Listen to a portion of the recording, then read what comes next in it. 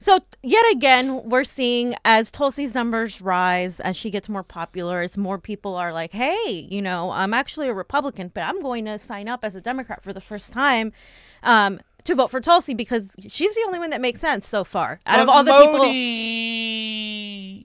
Well, we'll have a separate show on Modi because I can totally unpack that. Didn't we already go over this? We did, but I guess it's not enough, apparently. So a few days ago, Tulsi signed support for a Medicare Advantage program, okay? And the internet freaked out. Of course, once again, we're seeing that the establishment decided to go on Twitter and go on Facebook, and just a bunch of people, a bunch of progressives got scared and said, oh my God. They started posting things like, oh, Tulsi's done. She's not for Medicare for all. I'm done with her, etc. And it's just false, fam. Oh, let's get over here. Is it true, fam? No. It's not true. It's entirely false. And here's why. So we have this picture here of the several Congress people. 70% of our Congress of the United States did this Medicare Advantage. This Medicare Advantage letter. They signed this in regard. And what's happening is it's being conflated with a Medicare for all, which are two separate things. Okay. She supports Medicare Advantage for now to help current Medicare recipients who are all the elderly to get their medications. But she is 100% in favor of Medicare for all, which she is on her profile, unlike Kamala Harris, by the way. Kamala Harris has nothing up, by the way. She just has like things you can buy. Endorsements from politicians that don't even know what a platform is, don't even know what she stands for, but they're going to endorse her. Right. If that ain't some insider shit, I don't know what is. Sorry, fam. But go ahead.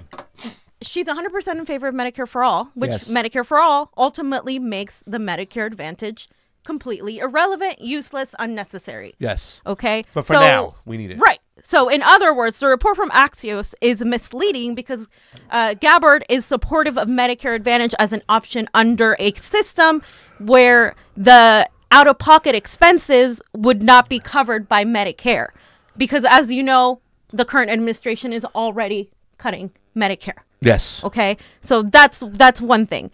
Further, if you guys don't know what Medicare is, just let me clarify. It is predominantly used by the elderly. It's also very expensive, and senior citizens often don't have the time to literally wait for medication because they're senior citizens. Literally. And the Medicare Advantage program does not kill Medicare for all, nor does it bolster the current system in any way, shape, or form. Mm-hmm. It simply gives assistance to those who need help and who are obviously mainly seniors or those who are disabled. And by the way, the Medicare Advantage improvements are always debated every single year in January, okay? Mm-hmm. And it's not the same thing as expanding the ACA or even upholding the ACA. Mm-hmm. Essentially, it's just it's a private health insurance industry, which is unfortunately what we have. This is the only protection that's capping the expenses for the elderly. And people are freaking out because they're falsely confusing the Medicare for all with Medicare Advantage without realizing that these are two completely separate issues and that the Medicare system, Medicare, only affects the elderly. So 80% of the people who are freaking out aren't affected by this. Yeah. Okay. And it's because we don't have a Medicare for all plan under the system that you have a choice. You can either buy a supplement or buy a Medicare Advantage plan. Medicare Advantage plans are often more cost effective than a supplement unless your employer pays for the supplement at the time of retirement. Okay. Okay. Yeah. So in summary. In truth.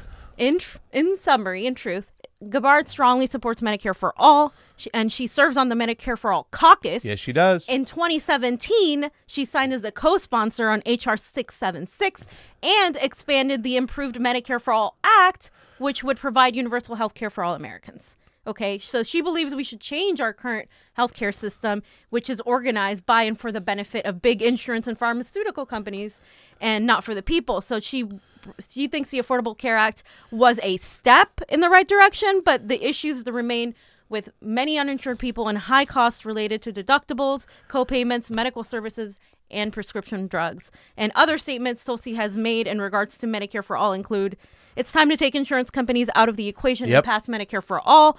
More than 500,000 families file bankruptcies each year that are linked to the medical issues. We need Medicare for All to prevent these tragedies. We need a healthcare system that puts people first, ahead of the profits of insurance and pharmaceutical companies. I've co-sponsored HR 676, Expanded and Improved Medicare for All Act. It's time we lift millions who have fallen through the cracks and get them care. So, one more thing, fam. Yes. Who else signed this nefarious thing that people are freaking out about, okay? Who else signed it? Let me tell you who else. A lot of people's darlings, okay? Who else? Including one of my darlings, Ilhan Omar. I like signed her. this.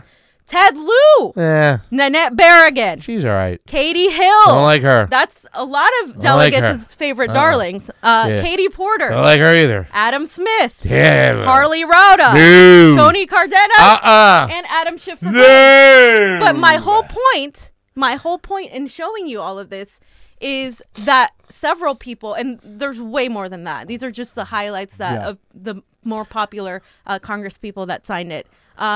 So it is kind of a mixed bag. There are reasons why, you know, someone like Bernie didn't sign it, but saying that, you know, Tulsi should be completely like discredited and that she doesn't support Medicare for All is completely ridiculous. Kamala Harris didn't sign this. However, do you really think she's going to be supporting Medicare for All once she gets in there? No, she's not. It's just this kind of thing where, you know, she's running. And so she's saying she's supporting it, but it's not anywhere on her website. Same thing with Harley Rauda. You Nothing go to on his her website. It says we support access to affordable health care. Which is code. Which is code for not Medicare. We're not gonna not Medicare for Adam Schiff. Adam Schiff for brains. Adam Schiff for brains. Fam, I think that really what's really bothering me about this whole situation is that every time they put a little piece of red meat out there, and it happened with the Modi stuff, and I remember this conversation very well in the car. I'm like, yeah, fam, but what about the Modi stuff? And she's like, well, what are you doing? Do you know about the Modi stuff? Are you just repeating something you heard? And I sat there, was like, yeah, I'm kind of repeating stuff I heard. And then as we dug, whatever, jumped into the rabbit hole, we understood what she was doing exactly. She hadn't supported legislation that helps Modi or anything. She simply met with him. And not for nothing, it was her job to meet with him. And she met with the opposition as well. And that's what we want. We want people talking to our enemies and adversaries, whatever you want to call them. It's very important. And now, again, we have certain people online, not mentioning any names, who said that, you know, Tulsi signed something like this and put it out there as a negative. Why don't they just stop and look? Because this woman's character has been on point ever since she walked away from the DNC to support Bernie. Remember that. I mean, she was there. She did it again. She would. And she would likely support Bernie if he decides to run. We understand this. We can't say the same thing about even someone like Warren. We can't trust that she's going to do that because she hasn't. She stayed out of the game until it was time, and then it seemed evident, and then she says, I'm ready to jump into the game. That was Elizabeth Warren. We understand it. But the thing about it is that these progressives jumping on this news so quickly, I think we have to really stop before we say anything negative about a certain character that we know they've shown, they've displayed strong character before in the past. We have to look and see what's going on, because there's an attempted smear across the board from mainstream media and the established against obvious. Tulsi Gabbard. Number one, she's the best on anti-regime, anti-war. She is number one, and that's why this is happening. Exactly. And she's even better than Bernie Sanders when it comes to Venezuela. When it comes to regime change and foreign policy, yes, those are her strengths. Yes. And like, you know, like we have to stop being emotionally reactive to things without doing the research, as you were saying, like, because there comes a point where people just react emotionally, and then we lose. Not only do we lose credit, and then we waste time, but then it's like, we're not getting things done. We are not doing what we're supposed to be doing. But I'm so sorry. I got emotional when I heard that Kamala Harris said she used to smoke pot and listen to Tupac. Why didn't she smoke pot and listen to Biggie? But what's going on with that? Fact, we did the research, and we found out that Tupac came out 3 years after his first album came out, and Snoop Dogg came out like 4 years after she graduated college. Kamala's like my parents' Look it up. There's no way that they were listening to Tupac, like on that. Show no love to Biggie. Good. I'm glad Kamala Harris didn't listen to Biggie. You don't deserve Biggie. Yeah, she definitely didn't mention him. I'm sorry, fam. Okay, but what did you find about the Jamaican father? We have a meme of the day. So this meme is that Kamala Harris's Jamaican father thought her stereotyping of Jamaicans for political gain was a travesty, and everyone's talking about it. He said, "My dear departed grandmother, as well as my deceased parents, must be turning in their grave right now to see their family's name, reputation, and proud Jamaican identity being connected in any way, jokingly or not, with the fraudulent stereotype of a pot-smoking joy seeker and in the pursuit of identity politics. Speaking for myself and my immediate Jamaican family, we wish to categorically disassociate ourselves from this travesty." Well, at least he plays identity politics just like she does too as well. Well, yeah, I mean, I don't agree with his stance on marijuana, but that's beside the point. Like, I know, it's just the fact that she's using it for political gain, and her own father got busted. You've been exposed, Kamala Harris. Get that shit out there, man. You've been exposed. We got you, Kamala. Your head being over there. What'd you smoke? Indica? Sativa? Come on, what's going on? Were you in edibles? What's going on, Kamala? You ain't no shit. Let me give this. What else we got, fam? So that's it. And I just want to reiterate about Modi. I'm going to do a special show on Modi again, because one thing I do want to clarify on Modi, nobody is saying that every single person knows the intricacies that have happened within the country and in regards to Modi. But what I am saying is that I've done enough research to know that the way we are perceiving him and perceiving people like Assad is very, very, very biased. It's westernized. It's myopic. It's dangerous. Yeah. It is perceived in a way that is only hearing one side of the story. Yeah. I am not going to say that I support him in any way, shape, or form, because I don't. But I am going to say that someone meeting with Modi. Yeah. I'm going to support her for that. Something Kamala Harris did, something Barack Obama did, something multiple people have done, and I think is less nefarious to me than meeting with someone like Netanyahu and telling him you're going to support like Kamala has what's the difference, fam? Why is she the only one that's being, I guess, burdened with the whole the idea that, oh my God, she met with Modi, that means she's supporting these Hindu fascists. No, that doesn't mean that. That doesn't mean any of that. I don't support the man, but I support you going to meet the man. That's your job. You have to talk. Right. You have to come to the table with stuff, whether we like it or not. We don't control what goes on in India. You know, if Modi has some power there, then he has to be met with, and that's the bottom line. It's not like she's going and supporting the man. She just went and talked to him. And it's so ridiculous. She met with his opposition, and also I think there's the reason why there's not like so much of a call out from any of them, from any of the politicians that I've mentioned, is because none of the accusations that came at Modi regarding everything that you've heard about him killing people, being corrupt, all of these things that happened in India in regards to his right-wing fascism, none of them have held up in court, in Indian court, and according to the United Nations, none of them have been held up. Yeah. So she can't really make and say, oh, yes, this guy is this, and he's a right-wing fascist, and this and this and that.